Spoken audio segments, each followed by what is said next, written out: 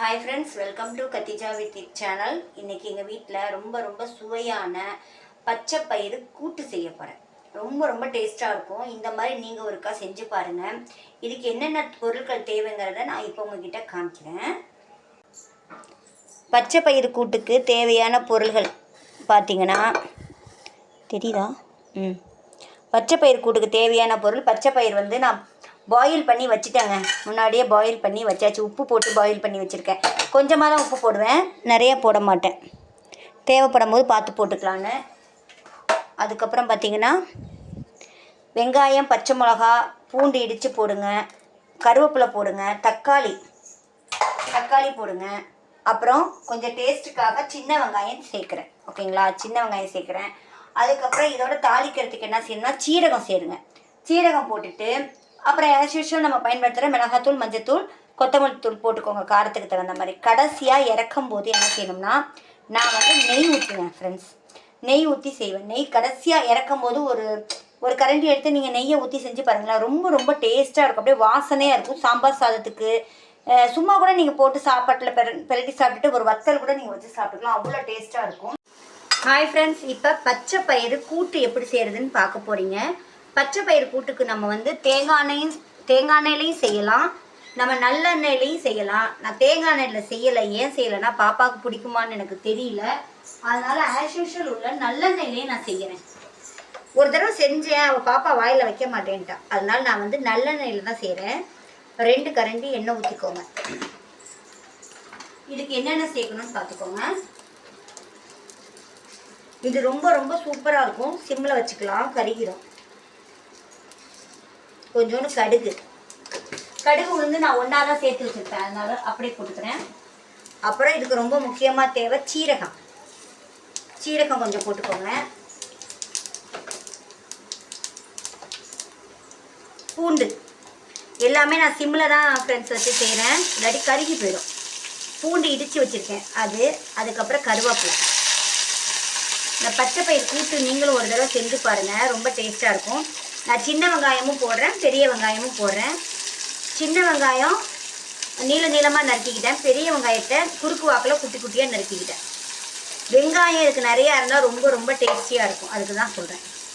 2 வெங்காயம் சேர்த்து செஞ்சு பார்ப்போமே. நான் செஞ்சுருக்கேன், ஒன்று இப்போ தான் செய்யறியான்னு கேட்காதீங்க, முன்னாடியே செஞ்சுருக்கிறேன்.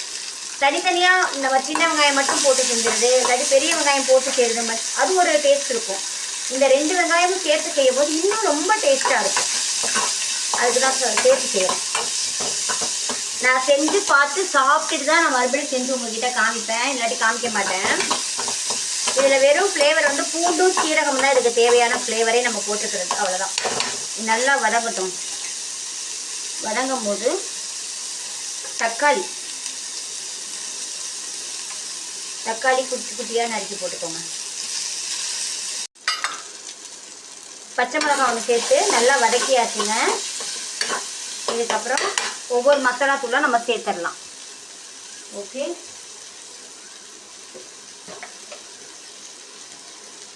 கொத்தமல்லி தூள்,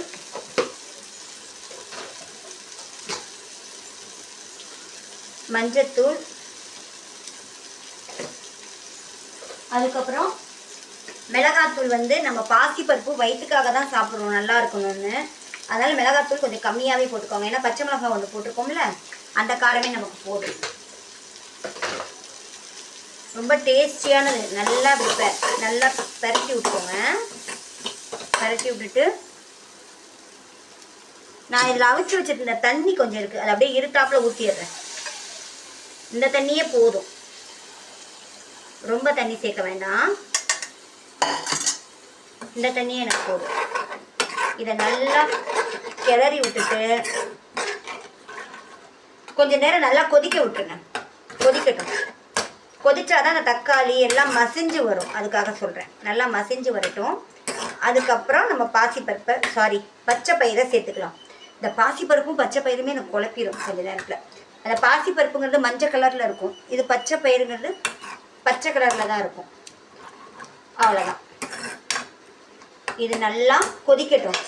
கொதிச்சு நமக்கு சுண்டி இப்படி வரும் பாருங்க, அந்த டைமில் அந்த பச்சை பயிரை எடுத்து அதில் போட்டுடலாம். நல்லா கொதிக்கட்டும் ஃப்ரெண்ட்ஸ். இங்கே பாருங்கள், நல்லா கூட்டுக்கான கிரேவி நல்லா கொதித்து தொக்கு மாதிரி வருது. நான் முன்னாடியே இதில் உப்பு போட்டிருக்கேன், அதனால் எனக்கு உப்பு தேவையில்லை. பச்சை பயிறு நீங்கள் வேக வைக்கும் போதே உப்பு போட்டு வேக வச்சுருங்க. நல்ல சூப்பரான அப்படியே ஒரு வாசனை வருது, அவ்வளோ சூப்பராக இருக்குது. இப்போ இந்த பச்சை பயிரை இதில் சேர்த்துருங்க. அவ்வளோதான்.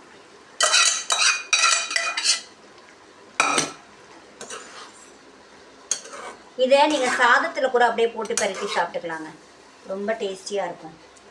நான் வந்து சாம்பார் கத்திரிக்காய் போட்டு சாம்பார் வச்சுருக்கிறேன், அதனால் அதுக்கு நாங்கள் தொட்டுக்கிட்டு சாப்பிட்ருவோம். சொல்கிறேன், உங்களுக்கு தேவைன்னா நீங்கள் அப்படியே கூட போட்டு சாப்பிட்டுக்கலாம் சாதத்திலே.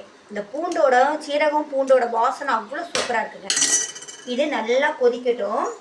இப்போ நம்ம என்ன செய்ய போகிறோம், ஃபைனலாக கொத்தமல்லி தலையை தூவிடுவோம்.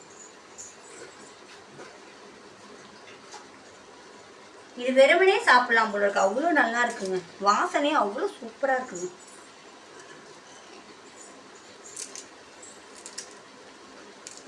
எங்கள் பாப்பாவை கொடுத்தா வர வர சாப்பிட மாட்டேங்குது. சின்ன பிள்ளையில எப்படியோ ஊட்டி விட்டுட்டேன், இப்போ நம்ம பேச்சு கேட்க மாட்டேங்கிறா. இது வேண்டாம் அது வேண்டான்னு தட்டி தட்டி கழிக்கிறா பாப்பா. இதெல்லாம் சாப்பிட்டு தானேங்க ஆகணும், அப்போ தாங்க ஹெல்த்து நல்லாயிருக்கும். ஓடிக்கிட்டே இருக்கிற உலகத்தில் நம்ம வந்து இதை செஞ்சு சாப்பிட்றதுக்கு கூட நமக்கு நேரம் இருக்க முடியல. இது நல்லா வத்தி வரட்டும். அதுக்கு ரொம்ப கெட்டியாகவும் வந்துடக்கூடாது, ரொம்ப தண்ணியாகவும் இருக்கக்கூடாது. ஒரு ஸ்டேஜ் வரும் பாருங்கள், அந்த டைமில் கடைசியாக நம்ம ஃபைனலாக நெய்யை ஊற்ற போகிறோம். அவ்வளோதான். ஒரு 2 நிமிஷம் அப்படியே மூடி வச்சுருக்கலாம். வா சூப்பராக இருக்குங்க, வாசனை எனக்கு பசியே வந்துருச்சு. வா ரொம்ப சூப்பராக இருக்குது. இது கொஞ்சம் நேரம் ஆனால் தன்னாலே கெட்டியாகிடுங்க, அதுக்காக தான் சொல்கிறேன். இப்போ இப்படி இருக்குல்ல, இந்த டைமில் நம்ம என்ன செய்யணும்னா ஒரு கரண்டி நெய் எடுத்து அது மேலே அப்படியே ஊற்றி விடுங்க. இங்கே பார்த்தீங்களா, அவ்வளோவே தான், முடிஞ்சிருச்சா?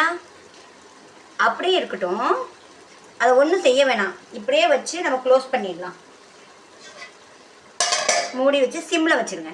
நம்ம சாப்பிடும்போது எடுப்போம்ல, அப்போ அப்படி பெரட்டி விட்டுட்டு எடுங்க, சூப்பராக இருக்கும். ஓகே ஃப்ரெண்ட்ஸ், என் சேனல் பார்க்குறவங்க லைக் பண்ணுங்கள், ஷேர் பண்ணுங்கள், சப்ஸ்கிரைப் பண்ணுங்கள் ஃப்ரெண்ட்ஸ். ஓகே ஃப்ரெண்ட்ஸ், பாய்.